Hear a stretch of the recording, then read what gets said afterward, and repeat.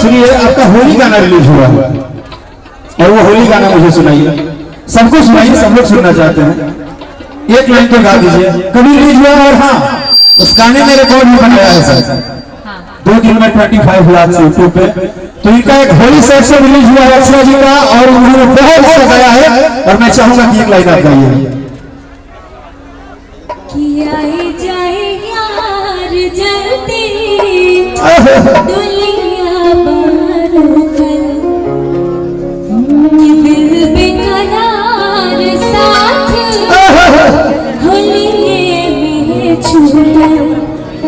कि तू जाते जाते हमारा कान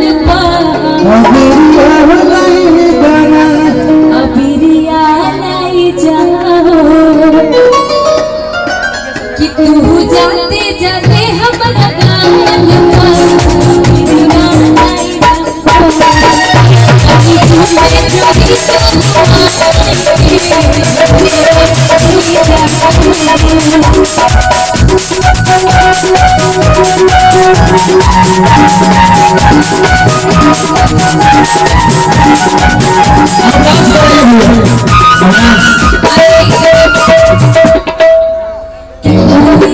के बोली हमर दिल ना लो भाई,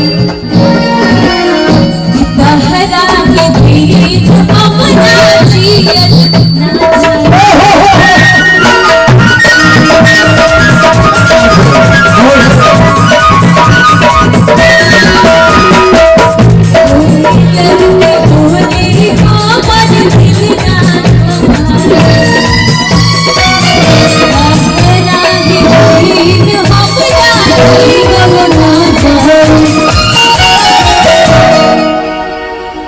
कि तोहर दिहाल रंगवा,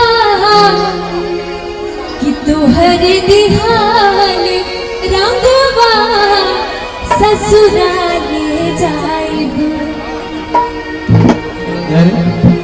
कि लोग से घोर उहे खुदे लगाइब। हाँ छोटे भाई, ये छोटे भाई चोरी तू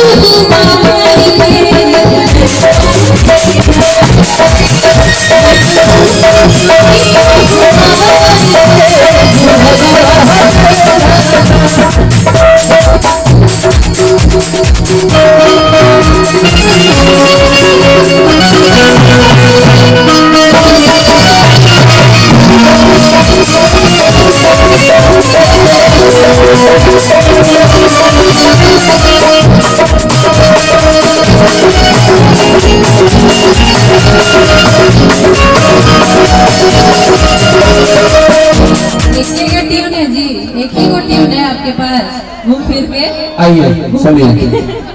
अच्छा, कल हमारे को गाना रिलीज होता होली के, सैड सॉन्ग तो गा देनी, अपन दिल के भड़ास निकाल देनी, लेकिन कल जो रिलीज होता कि बर्बाद कइले होली हमरा सखी के मजा। नहीं, अभी आउट नहीं करूंगी, गाने दीजिए कि बर्बाद कइले होली हमरा सखी के मरना। जरूर सुनिएगा, आप लोगों से निवेदन है। तब तक के लिए थैंक यू, प्रणाम। जिस तरीके से अपना प्यार दुलार बनाते हैं, आजीवन बनाए रखिए, बस यही हाथ जोड़ के विनती करूंगा। Love you all. आप बोल लिए, अब एक सेकंड खड़ा होइए, एक सेकंड खड़े तो हो जाइए। आपको लगता है कि इतने लोग इतना प्यार करते हैं आपको, ऐसे छोटी सी ताली बजाएंगे? एक जोरदार ताली बजाओ मेरे भाई। आप यहाँ आए हैं एकदम शाहबाद क्षेत्र में, चलिए।